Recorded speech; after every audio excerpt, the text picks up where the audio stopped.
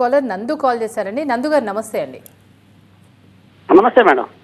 మీ question ఏంటో నమస్తే అండి. Especially TV nine they are doing good job అండి. Thank you very much. Thank you అండి. క్వశ్చన్ ఏంటో కిరణ్ గారు నమస్కారం అండి. నమస్కారం నందు గారు. సార్ 2 థింగ్స్ అండి. మేము మెగాస్టార్ ఫ్యాన్స్, నెక్స్ట్ పవన్ గారి ఫ్యాన్స్ ఎంత రౌండ్గా చేశాము. బట్ ఇప్పుడు క్వశ్చన్ ఏంటంటే, మీరు కసాయవాడిని నమ్ముతుంది అన్నట్టు మన పవన్ గారు చంద్రబాబు గారిని నమ్మారు, అలయన్స్ లో కలిశారు చూడండి. కానీ చంద్రబాబు గారు బ్యాక్గ్రౌండ్ అంతా ప్రపంచం అంతా తెలుసు. నెక్స్ట్ సేమ్ థింగ్ ఇంతకు ముందు మోదీ గారితో కలిసి తర్వాత ఆయన్ని ఈ రకంగా బూతులు తిట్టి బయటకు వచ్చి, బట్ ఇప్పుడు పవన్ కళ్యాణ్ గారు రేపు పొద్దున ఎక్కిన తర్వాత ఎంత జాగ్రత్తగా ఉంటే అంత మంచిదని మా సజెషన్ ఒకటి. రెండోది ఒకటి, ఈ ఓటింగ్ మిషన్ ఒకటి బ్రేక్ చేశారు అని చెప్పి అంటున్నారు తప్ప డిస్ప్లే చేయండి. ఇప్పుడు ఆ 2 minutes డిస్ప్లే చేశారు, అది కూడా ఎలక్షన్ కమిషన్ మేము కాదు అని అన్నారు. కనీసం ఒక 10 minutes ముందు నుంచి వీడియో డిస్ప్లే చేయండి, అప్పుడు క్లారిటీ వస్తుంది. నెక్స్ట్ ఎవరేం చేశారన్నది జనాలందరికీ తెలుస్తుంది. ఇప్పుడు మీరు ఆ 2 minutes అది చేశారంటున్నారు, అది ఒక్కటే డిస్ప్లే చేస్తుంది. నెక్స్ట్ అది కాక దాంతోపాటు ఇంకా 11 ఈవీఎంలను బ్రేక్ చేశారు. బట్ వాట్ అబౌట్ అవండి, వాటిని కూడా బయట తీసుకురావాలి కదా.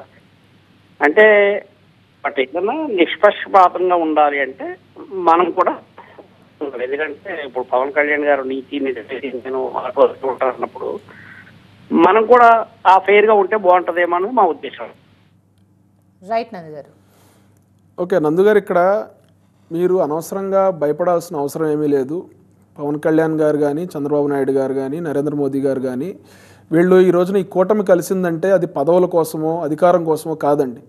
ఖచ్చితంగా కుంటుపడిపోయిన రాష్ట్ర అభివృద్ధిని మళ్ళీ గాడిలో పెట్టడం కోసం, రాష్ట్ర ప్రజల భవిష్యత్తు అంధకారంలోకి వెళ్ళిపోయిన పరిస్థితుల్లో మళ్ళీ తిరిగి అందరికీ మంచి భవిష్యత్తు అందించడం కోసం వీళ్ళు ఒక కూటమిగా జట్టుకట్టి ఈ రోజున ఎలక్షన్లకు వెళ్ళారు తప్ప పదవుల కోసం ఆశపడి కాదు.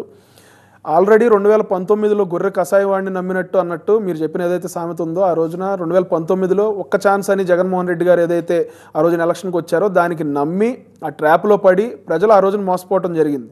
ఈసారి మీరు ఎటువంటి భయాలు పెట్టుకోవద్దు. ఖచ్చితంగా కూటమి గవర్నమెంట్ ఫామ్ చేస్తుంది.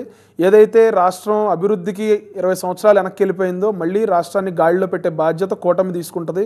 మీరు అన్నెసరీ భయాలు మీరు పెట్టుకుని ఇబ్బంది పడొద్దు అనేది అయితే నేనైతే ఖచ్చితంగా చెప్పగలను. ఇంకోటి, ఈవీఎం పగలగొట్టిన అంశం ఏదైతే ఉందో అది ఫస్ట్ ఆఫ్ ఆల్ 13వ తారీఖు జరిగితే నిన్న వచ్చింది బయటికి. సో ఏదైతే 11 ఈవీఎంస్ అని మీరు చెప్తా ఉన్నారో ఖచ్చితంగా అవన్నీ కూడా ఇష్యూస్ ఏవైతే ఉన్నాయో అవన్నీ కూడా సీసీ ఫుటేజ్ని బయట పెట్టాల్సిన అవసరం ఉంటుంది. మేము కూడా జనసేన పార్టీ తరపున, కూటమి తరపున దాన్ని బయటపెట్టి దానికి సంబంధించిన బాధ్యుల్ని కఠినంగా శిక్షించాలనే మేము కోరతాం. ఇప్పుడు కూడా కోరుతా ఉన్నాం.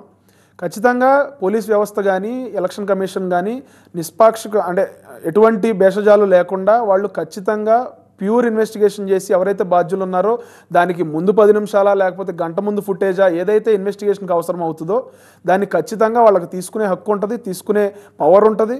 ఖచ్చితంగా తీసుకుని ఎవరైతే బాధ్యులు ఉంటారో దాన్ని ప్రాపర్ ఇన్వెస్టిగేషన్ చేసి ఎవరైతే బాధ్యులు ఉన్నారో వాళ్ళకి శిక్ష వేయాలనే మేము చెప్తా ఉన్నాం. అది 10 ఈవీఎంలు అవనివ్వండి, 11 ఈవీఎంలు అవనివ్వండి, ఎమ్మెల్యేలు పగలగొట్టినా, నార్మల్ కార్యకర్తలు పగలగొట్టినా ఎలక్షన్ విధులకి అడ్డుకోవటం అనేది దాదాపు నాకు తెలిసి ఒక 7+ years ఏదో శిక్ష పడుతుంది అన్నట్టు నాకు తెలిసింది.